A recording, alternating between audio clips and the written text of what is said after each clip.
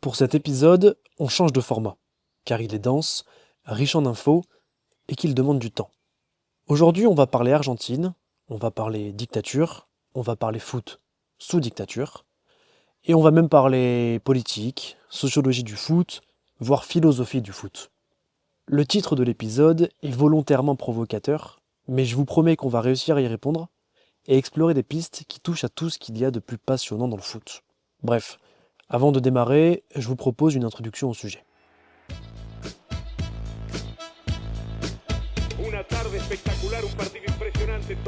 On est à l'été 78, à Buenos Aires, à l'Estadio Monumental, et la 11e Coupe du Monde commence.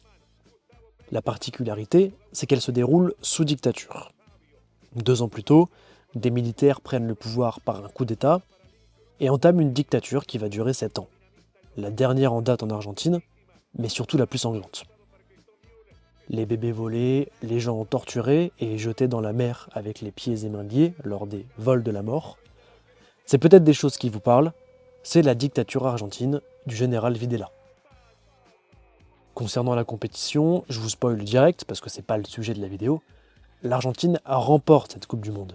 Elle la remporte à l'Estadio Monumental de Buenos Aires, situé à 500 mètres à vol d'oiseau de l'ESMA, le centre de torture utilisé par la junte. Les témoignages racontent que les prisonniers entendaient la liesse et les effusions du public du Monumental. Deuxième info, pour vous donner du contexte, l'Argentine avait besoin de battre le Pérou par 4 buts d'écart pour accéder à la finale. En gros, à l'époque, il n'y avait pas de phase finale avant la finale, mais une deuxième phase de poule. Et ce jour-là, l'Argentine a créé l'exploit en battant le Pérou 6-0. Un match polémique, puisqu'à la mi-temps, Videla lui-même, accompagné de Kissinger, diplomate américain, se sont rendus dans le vestiaire péruvien, et à partir de là, le score est passé de 2-0 à la mi-temps à 6-0 en fin de match. Alors que s'est-il dit dans les vestiaires ce jour-là? On ne le saura jamais vraiment. Les historiens racontent que le Pérou, lui aussi sous l'autorité d'un dictateur, aurait accepté d'offrir la finale aux Argentins, en échange de quoi Videla s'engageait à faire disparaître discrètement 13 opposants politiques péruviens qui dérangeaient le pouvoir. Bref, voilà, en 2 exemples, ce à quoi a pu ressembler la Coupe du Monde 78 en Argentine.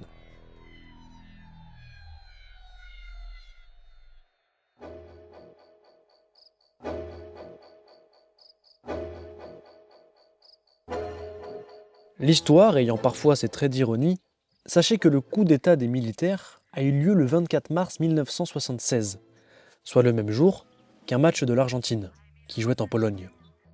Ce jour-là, les militaires de la junte publient des décrets à la chaîne. Interdiction de se rassembler, interdiction des syndicats, interdiction des partis de gauche, et parmi tous ces décrets, le communiqué numéro 23, qui dénote au milieu de ces interdictions. Celui-ci stipule que 2 événements seulement seront autorisés à être télévisés ce jour, les prises de parole successives des militaires en 1, et le match de l'Argentine en 2. La dictature intronise donc que le foot sera toléré, mais à des fins politiques, visant à servir la dictature. Et ça tombe bien, car 2 ans plus tard, l'Argentine est censée accueillir la Coupe du Monde de foot, le 2e plus grand événement sportif de la planète après les JO. C'est en 1966 que la décision a été prise de confier l'organisation du Mondial 78 à l'Argentine. La dictature en hérite donc, sans qu'elle ne l'ait forcément décidé. Au début, les militaires hésitent. Organiser une Coupe du Monde, c'est dur, c'est cher, mais c'est l'amiral Lacosté qui finira par convaincre Videla. Non seulement le mondial se fera, mais il sera en plus une merveilleuse opportunité pour la junte de détourner l'attention du peuple, alors en pleine grève à l'automne 77. Et il sera aussi une merveilleuse opportunité de montrer à la planète entière que l'Argentine est moderne, que l'Argentine a de beaux stades, que l'Argentine sait organiser des événements planétaires. Validé côté junte, il reste néanmoins à convaincre la FIFA. Mais dans une grande lâcheté qu'on lui connaît et qu'elle n'a jamais cessé de pratiquer jusqu'à aujourd'hui, la FIFA se contenta d'envoyer un émissaire quelques mois avant le mondial, qui conclua sa visite par un rapport dans lequel on peut lire, ouvrez les guillemets, « Tout à fait indépendamment de la situation politique, la nation argentine semble accorder la plus grande importance à l'organisation de la Coupe du Monde. Raison pour laquelle nous ne voyons aucune objection à son maintien. » Fermez les guillemets. La réalité, c'est que la FIFA était rassurée par la dictature. Ben oui, avec des militaires au pouvoir, aucun risque de trouble, aucun risque de manifestation, dans un pays pourtant instable historiquement. Cette carte blanche donnée aux militaires permit à la junte de s'arroger la totale gestion du mondial en créant un comité d'organisation rattaché au pouvoir et confié à l'amiral Lacosté. Chose pourtant strictement interdite selon les textes de la FIFA, qui prévoit que l'organisation de la compétition doit être le fait d'un comité autonome. Raté. La pleuterie de la FIFA continua après le mondial, lorsque Havelange, son président, déclara sereinement, ouvrez les guillemets, en fin de compte, tout le monde a pu apprécier la véritable image de l'Argentine, fermez les guillemets. De véritable image, il n'en était qu'une, bien réelle celle-là. La junte avait tué officiellement 2300 personnes en 2 ans, 20 000 personnes étaient portées disparues et 10 000 autres détenues, subissant des techniques de torture que je ne détaillerai pas ici. Qu'à cela ne tienne, le mondial se fera, et en grande pompe. Le comité, géré par l'affairiste amiral Lacosté, passe des contrats de plusieurs millions de dollars avec des multinationales états-uniennes. Modernisation des télécommunications, passage de la télé en couleur, des stades sont construits, d'autres sont modernisés, la route menant de l'aéroport d'Ezeiza à Buenos Aires est refaite, la capitale est nettoyée, des bidonvilles déplacés. Montant des opérations, 700 millions de dollars, faisant de ce mondial le plus cher de l'histoire et le plus déficitaire. Mais les militaires paient la facture sans broncher. Et oui, l'occasion est trop belle pour la laisser filer. Côté logistique, les préparations, bien que extrêmement coûteuses, sont réussies. Il reste à créer alors de l'engouement populaire et à contrer les tentatives de boycott qui essaiment ça et là sur la planète foot. Pour ça, la junte peut compter sur la presse, soit complètement acquise à sa cause, soit sous censure. La fiesta de todos, titre certains quotidiens. 25 millions d'Argentins s'apprêtent à jouer le mondial, titre d'autres journaux. La veille de la finale, gagnée par l'Argentine, le journal El Gráfico écrit « Llegamos al final, no solamente los jugadores, sino todos. Se acabaron los yo refugiados atrás de aislados gritos. Ahora somos nosotros, sin distinción, como debimos ser siempre. » Comprenez, nous sommes arrivés en finale, pas seulement les joueurs, mais tout le monde. Fini les mois isolés derrière les cris de chaque supporter. Désormais, c'est nous, sans distinction, comme nous l'aurions dû l'être depuis toujours. Les joueurs de la sélection sont également instrumentalisés. On loue les exploits de cette équipe purement argentine, à l'image du vrai peuple, selon les mots de la dictature. Dans les stades, Videla se pavane, renforcé par sa presse sous contrôle, et la sélection qui gagne ses matchs. Le simulacre d'union est total. Les Argentins se ruent dans les stades, au Monumental comme ailleurs, les drapeaux flottent dans des tribunes en fusion. La fièvre nationaliste emporte la population, qui se réunit pour festoyer les soirs de match. La finale offre une ambiance historique, mais l'hymne entonné par les supporters étouffe les cris des prisonniers de l'ESMA, torturés sauvagement à 500 mètres du stade. Après la victoire en finale, Videla remet le trophée au capitaine Passarella. Le pari du football semble réussi pour le dictateur et sa clique.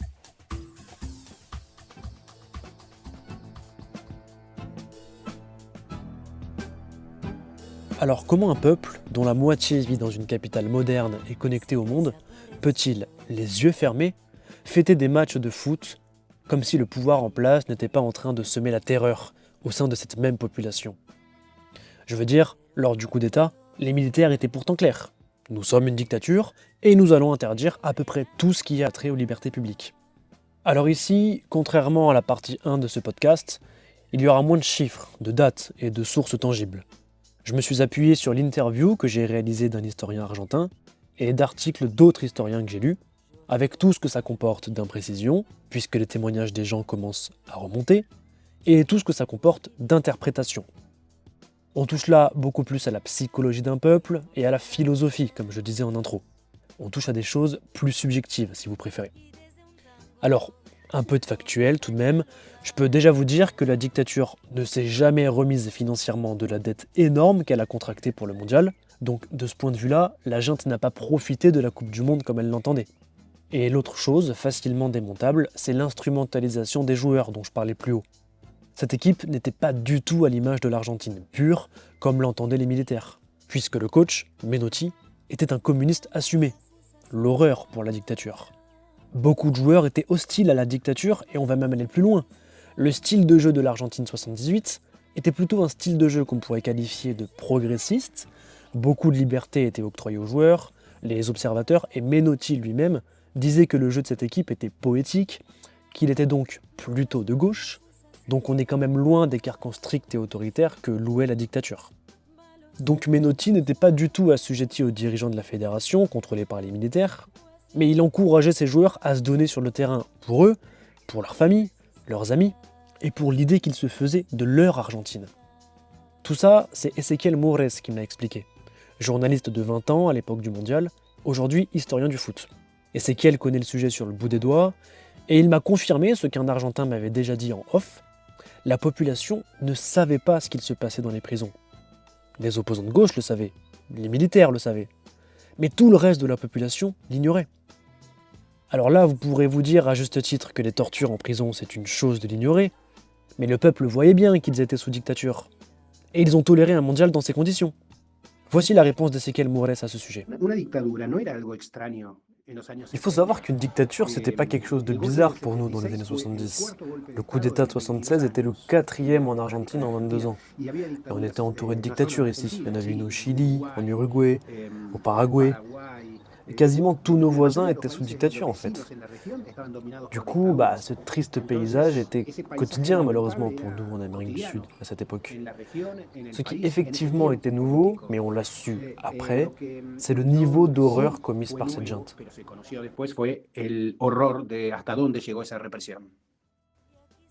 J'ai dit au début du podcast que lors du coup d'État, les militaires avaient décrété l'interdiction de se rassembler. Mais les soirs de victoire, on se réunissait à l'Obélisco. À Mendoza, à Cordoba, à Rosario et Buenos Aires, on se regroupait et festoyait toute la nuit, au nez et à la barbe des militaires, qui ne pouvaient pas mettre fin à une liesse populaire qu'ils avaient eux-mêmes souhaitée pour endormir la population. L'interdiction de se rassembler était, le temps d'un mois, suspendue de facto les soirs de match. Le peuple avait gagné. Il existe une anecdote sur Tamburini, Claudio Tamburini, un philosophe argentin.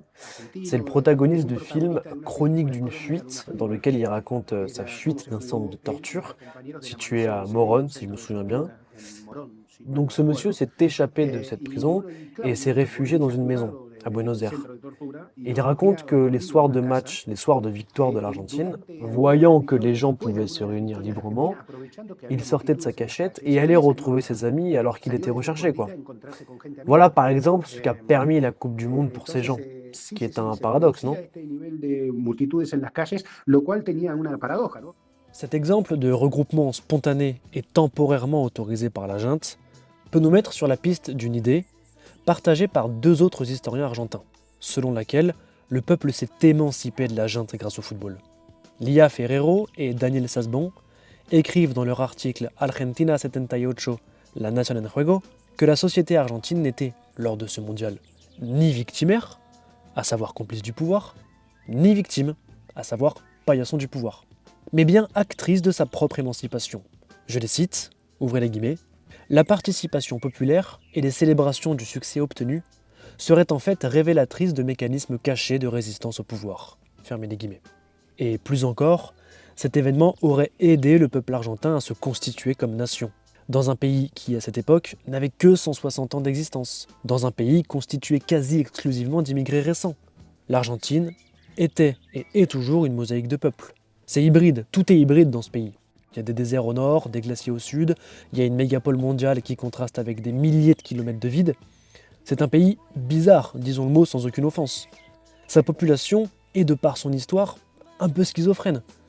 Et la Coupe du Monde 78, avec la fête populaire qu'elle a créée, aurait, selon ces historiens, réussi à fédérer ce peuple pour la première fois. Et là, vous voyez qu'on est déjà loin du peuple complice. Je laisse la parole à Ezequiel pour finir. Quand la démocratie est revenue en Argentine, il y a tout de suite eu une vision honteuse de ce qui s'est passé sous la junte. Tous les événements qui ont eu lieu ont fait les frais de cette réaction un peu immédiate, y compris, bien évidemment, le mondial. Et on s'est tous dit, les mecs, comment on a pu célébrer cette victoire au milieu de l'horreur et de la répression? Et vous savez, finalement, avec le temps, on a réalisé que notre vie devait bien continuer malgré tout, quoi. Surtout que la presse ne relatait pas pas et ne racontait pas ce qu'il se passait. Et vous savez, un jour, j'ai demandé à Menotti, le coach de la sélection, comment il voyait son rôle et le fait d'avoir été en quelque sorte, malgré lui, l'entraîneur de la dictature. Et il m'a intelligemment dit, vous étiez journaliste pendant le mondial. Vous avez fait votre travail de journaliste foot. Du coup, est-ce que ça fait de vous le journaliste de la dictature? Il avait raison de me dire ça car la vérité c'est que tout le monde était bien obligé de faire son travail. Et la deuxième chose que je peux vous dire, c'est qu'il n'y a pas eu tellement d'allégeance aux militaires pendant ce mondial. C'était très protocolaire, c'est vrai, mais il n'y a pas eu d'allégeance totale comme il y en a eu par exemple aux Jeux Olympiques de Berlin, avec les athlètes qui faisaient le salut nazi devant Hitler, etc., etc.